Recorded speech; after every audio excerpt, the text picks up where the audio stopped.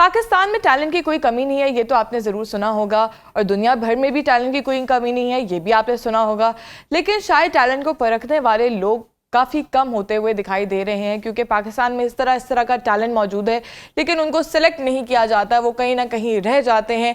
तो वो प्रेफर करते हैं दूसरी कंट्रीज़ में जाके खेलना, और जो हमारे पाकिस्तान का टैलेंट है वो दूसरी कंट्री को मिल जाता है, और जो यहाँ पे परफॉर्मेंसेज वो दिखाते हैं, पाकिस्तान के लिए दिखाना चाहते हैं, लेकिन वही परफॉर्मेंस वो जाके दुनिया के दूसरे ममालिक में जाके दिखाएं, तो थोड़ा सा पाकिस्तान वालों को भी दुख होता है, क्योंकि एज़ कम्पेयर टू उस प्लेयर को कितना ज़्यादा दुख हो रहा होगा जब उसको सिलेक्ट नहीं किया जाता।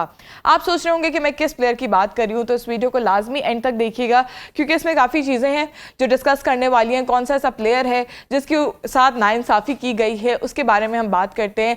स्टार्ट से बात करते हैं। उस प्लेयर का नाम हसीबुल्लाह है, जो विकेट कीपर बैटर है, जो उभरता हुआ टैलेंट है, जो वो पाकिस्तान की नुमाइंदगी कर चुके हैं और वहाँ पर अब मज़ीद करना चाहते थे। ऑब्वियसली हर प्लेयर का यही ख्वाब होता है वो पाकिस्तान के लिए ज़्यादा से ज़्यादा सर्व करे। हसीबुल्लाह भी उन्हीं में से एक थे। सबसे पहले बात कर लेते हैं कि पाकिस्तान क्रिकेट बोर्ड ने एक कैंप लगाया जो 3 फेजेस में डिवाइड था।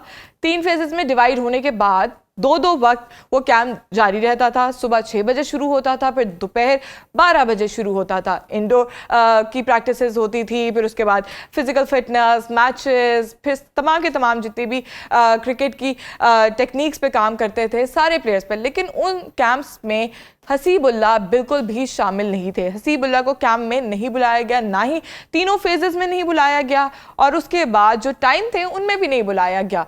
18 से 20 खिलाड़ी एक फेज में शामिल होते थे, लेकिन उसमें हसीबुल्लाह का नाम हमें कहीं भी दिखाई नहीं दे रहा था। उसी तरह अब हसीबुल्लाह ने देखा कि यहाँ पे क्रिकेट थोड़ी कम दिखाई दे रही है, तो मैं शायद प्रेफर कर लेता हूँ दूसरे कंट्रीज़ में जाके खेलना, काउंटी क्रिकेट खेलना। इस तरह की खबरें काफ़ी ज़्यादा गर्दिश कर रही थी। तो मैं आपको सबसे पहले बता दूँ कि स्क्वाड अनाउंस हुआ बांग्लादेश के खिलाफ पाकिस्तान का, उसमें हसीबुल्लाह का नाम नहीं था। उसका कैंप अनाउंस होता है कराची में, उसमें नाम नहीं था। उसमें कैंप में भी एक्स्ट्रा कुछ 5-6 खिलाड़ियों को भी बुलाया जाता है, लेकिन उसमें भी हसीबुल्लाह का नाम नहीं शामिल था। उसके बाद शाहीन्स की टीम अनाउंस होती है, फिर डार्विन में जो मैचेस होने हैं उसकी भी एक अलग टीम अनाउंस होती है। 14 से 16 खिलाड़ी हर टीम में शामिल है। 3 टीम्स हमारी इस वक्त नज़र आ रही हैं, और तीनों टीम्स में हसीबुल्लाह का नामो निशान नहीं है। तो ये चीज़ हम लोगों को भी फील हुई, तो हसीबुल्लाह को किस हद की फील हुई होगी आप लोग इमेजिन कर सकते हैं। सबसे पहले तो मैं आपको बताऊं कि जब इस तरह के स्क्वाड्स अनाउंस हुए तो हसीबुल्लाह ने अपनी इंस्टाग्राम पे 2 स्टोरीज लगाई थी।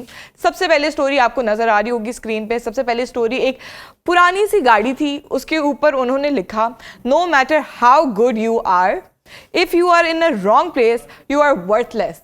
ये बात उन्होंने की, इस तरह की एक पोस्ट लगाई, और उसमें ये बात थी कि आप जितना मर्जी अच्छा कर लें, आप जब तक if you are in a wrong place, गलत जगह पे आप हैं, तो आपकी कोई वैल्यू नहीं है, आप वर्थलेस हैं। ठीक है।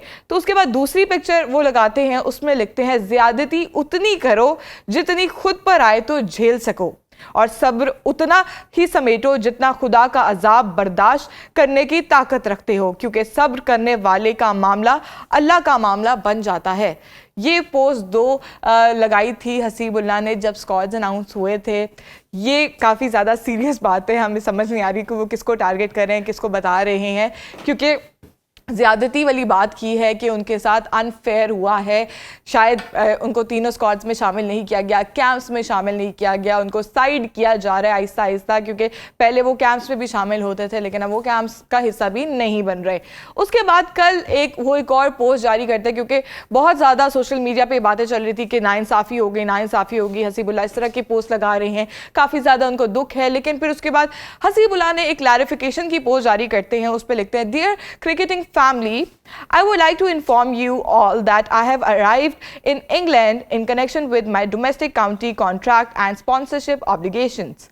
I remain fully committed to representing my country, Pakistan, with utmost dedication and passion. I kindly request everyone to refrain from spreading false rumors. Thank you for your support.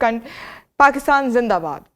ये एक post Hasibullah ने clarification के लिए डाली है। कहते हैं कि मैं बिल्कुल भी इंग्लैंड नहीं जा रहा हूँ, क्योंकि एक और उन्होंने पोस्ट लगाई थी, अपनी पोस्ट लगाई थी, उसमें उन्होंने इंग्लैंड के फ्लैग का इमोजी यूज़ किया था। तो लोगों ने काफ़ी ज़्यादा सोचना शुरू कर दिया था कि शायद हसीबुल्लाह पाकिस्तान की क्रिकेट को छोड़ रहे हैं और इंग्लैंड जाके उनकी क्रिकेट में हिस्सा बनेंगे और वहाँ पर जाके खेलेंगे। जैसे पहले भी कुछ इंग्लैंड के प्लेयर्स होते थे जो आइलैंड से उनको लेकर आया गया था। मॉर्गन बहुत बड़ा नाम है जिनको आइलैंड से लेकर आए थे और इंग्लैंड ने उनको बहुत बड़ा चांस दिया और वो एक तरह से लेजेंड बन गए हैं। उसी तरह इंग्लैंड इस तरह की चीज़ें करता रहता है, इंग्लैंड क्रिकेट बोर्ड।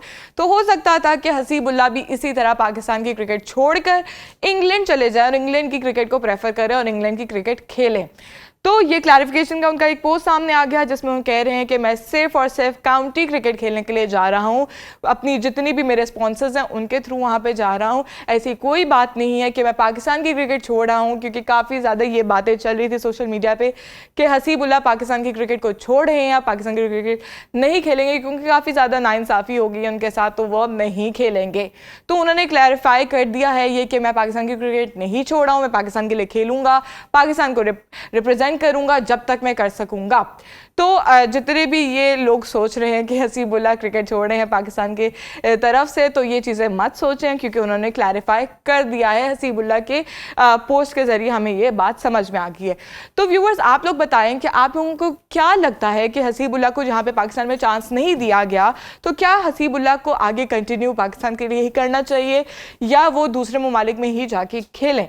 हम यहाँ पे किसी और को ब्लेम नहीं कर सकते कि किसने उनको सिलेक्ट नहीं किया, सिलेक्शन में नहीं आए, कैसे नहीं आए, क्यों नहीं आए, कैंप्स का हिस्सा क्यों नहीं थे, स्क्वाड्स का हिस्सा क्यों नहीं थे। तो वो चीज़ें हम नहीं कर सकते, क्योंकि शाहीन्स के जो स्क्वाड्स अनाउंस हुए हैं उसमें काफ़ी ज़्यादा ऐसे भी प्लेयर्स होंगे जिनका नाम भी आपने कभी नहीं सुना, वो लोग मौजूद हैं और जो लोग परफॉर्म कर रहे होते हैं वो लोग वहाँ पे टीम का हिस्सा नहीं है। तो व्यूवर्स, अपनी राय से हमें ज़रूर आगाह करें कि क्या हसीबुल्लाह को पाकिस्तान के लिए ही खेलना चाहिए या हसीबुल्लाह को दूसरे ममालिक में जाके पाकिस्तान का जो टैलेंट है वो वहाँ पर दिखाना चाहिए।